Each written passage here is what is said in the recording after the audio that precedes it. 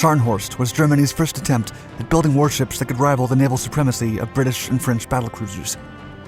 Still, it was built under the restrictions of the Washington Naval Treaty that limited the size, weight, and armament of ships, and it was significantly underarmed for its magnitude.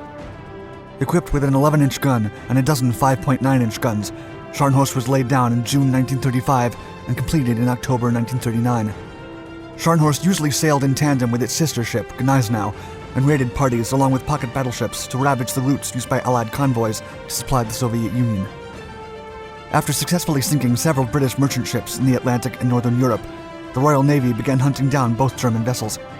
But Scharnhorst would not go down without a fight.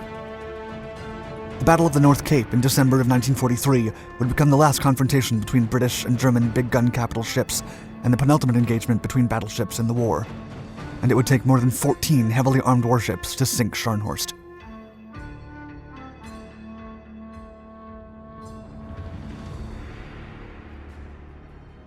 The pride of the Kriegsmarine. When World War I ended, the Treaty of Versailles drastically limited the post-war development of the German military, and their 100,000-man army was not enough to defend the country. The treaty greatly affected the German naval branch, the Kriegsmarine.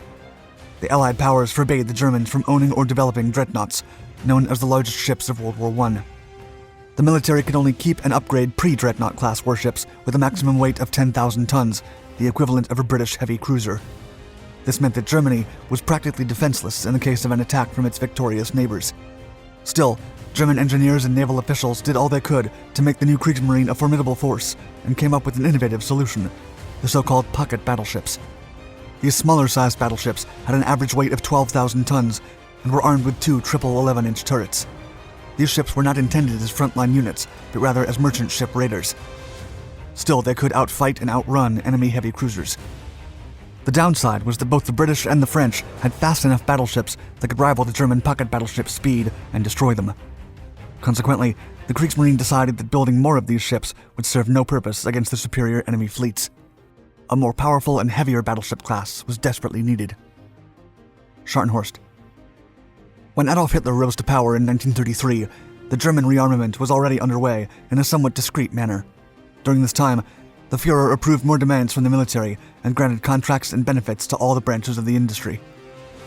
Hitler was committed to rebuilding the German military from the ground up to restore it to its former glory. It was all part of his plan to make Germany a global superpower once again. The embittered German people stood by the Führer, which led to the government of the Third Reich to negotiate the Anglo-German Naval Agreement to allow the construction of heavier vessels. The permission was granted as most global powers, including Japan, had already begun building more powerful vessels. In 1935, the first two ships of a reinvigorated Kriegsmarine were laid down, Scharnhorst and Gneisenau. Both were named after two armored cruisers that were destroyed by the Royal Navy in the Battle of Falkland Islands near Argentina during the first days of World War I. The two ships also honored the names of two Prussian generals that were considered the founders of the Prussian army during the Napoleonic Wars of the 19th century. Scharnhorst was laid down in June of 1935 and launched in October of 1936 at the Kriegsmarine Werft dockyard in Wilhelmshaven.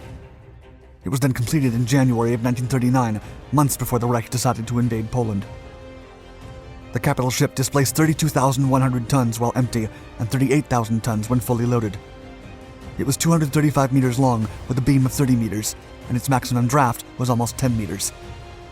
In addition, the ship was powered by three Brown Bavarian Sea geared steam turbines, which delivered over 158,000 horsepower. Its maximum speed was 58 kilometers per hour, and it could cruise for up to 16,000 kilometers without refueling. Scharnhorst's main armament consisted of 9 11-inch guns divided into 3 triple-gun turrets. Anton and Bruno were the forward turrets, and Caesar was located aft. The main battery was lighter than the standard 14 and 15-inch guns carried by battleships, as the engineering team sacrificed firepower for speed and additional armor. Hitler himself decided that the 11-inch guns were a good option, as he did not wish to attract the attention of his European peers. The Führer promised the Kriegsmarine that the ship would be later upgraded with 15-inch guns, but this would never happen. Secondary armament consisted of 12 5.9-inch guns. To deal with aircraft, 14 Flak 38 and 16 SK-C-30AA guns were installed. Scharnhorst had an armor belt that was 350 millimeters thick. The armored deck was initially 40 millimeters thick and increased up to 105 millimeters near the sides that connected to the bottom of the deck. The 11-inch turrets had 360mm of armor on the front and 200mm on the sides.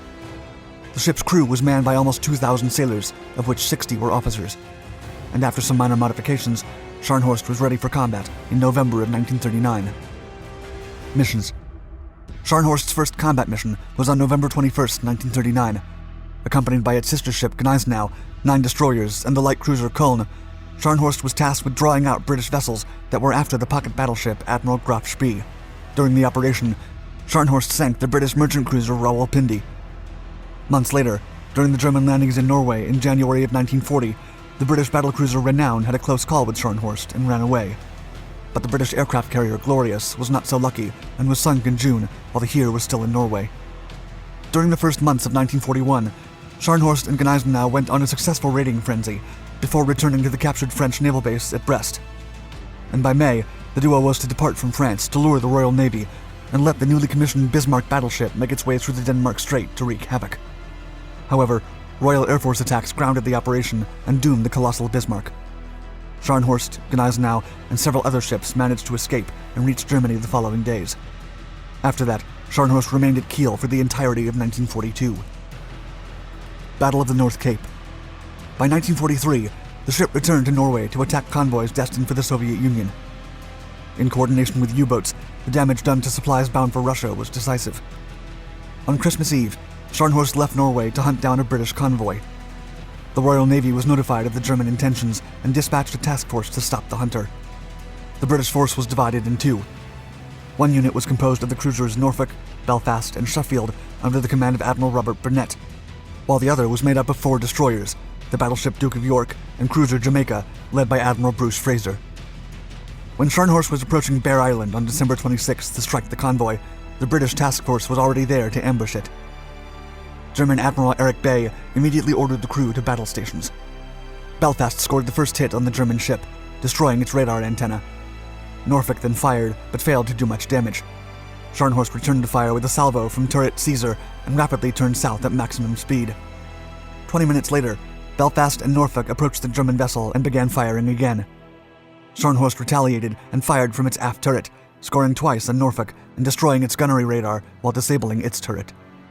Bay then ordered to turn at full speed to escape the enemy, but the Duke of York was already on its tail and opened fire at 11,000 meters. One 14-inch shell hit one of Scharnhorst's turrets, jamming the training gears and disabling it. Another shell ignited the ammunition magazines and forced the German crew to flood the forward weaponry to prevent an explosion. With one turret out of action, the situation was turning grimmer for the Kriegsmarine sailors. But the men refused to go down without a fight and kept firing at Duke of York. Still, another pair of 14-inch shells suddenly hit turrets Bruno and Caesar, rendering them ineffective. German casualties began to mount up, and more shells from the more powerful Duke of York destroyed the secondary armament of the lone German vessel. As the firefight turned more personal and violent, Scharnhorst attempted to take down its British counterpart, but its 11-inch shells were not enough to put it out of action. After hours of combat, another shell from Duke of York passed through the German ship's upper belt armor and exploded in the boiler room, slowing it down for good. Going down. Temporary repairs allowed Scharnhorst to add more distance between Duke of York, and the German crew managed to disable its fire control radar. Still, the fight was not over. After firing 52 salvos, Duke gave way for the destroyers Scorpion and Stord to launch 8 torpedoes, of which 4 hit their target. One torpedo jammed the Bruno turret for good, another damaged the port propeller shaft, the third hit the bow, and the fourth caused minor flooding. While the Caesar turret was focused on Duke of York, Jamaica and Belfast closed in and launched more torpedoes. After almost an entire day of combat, Scharnhorst began to steadily go down and ultimately went down by the bow. Scattered fire from the secondary guns was interpreted as an act of bravery and defiance from the British sailors, but they quickly went silent in the middle of the darkness. The British vessels then turned their searchlights on to find survivors, and merely 36 men were rescued from a crew of 2,000. Distressing sounds were still coming from the water, but the British ships were ordered to pull out and regroup. The sinking of Scharnhorst would give the Royal Navy room to breathe and continue safely with their convoy routes to Russia, while several of their big ships could now be used for other missions. As for the Germans, their surface navy would never recover. Thank you for watching our video. Please like and subscribe to our Dark Seas channel, and let us know in the comments your thoughts on the British attempts to sink Scharnhorst, Bismarck, and other German warships through overwhelming force.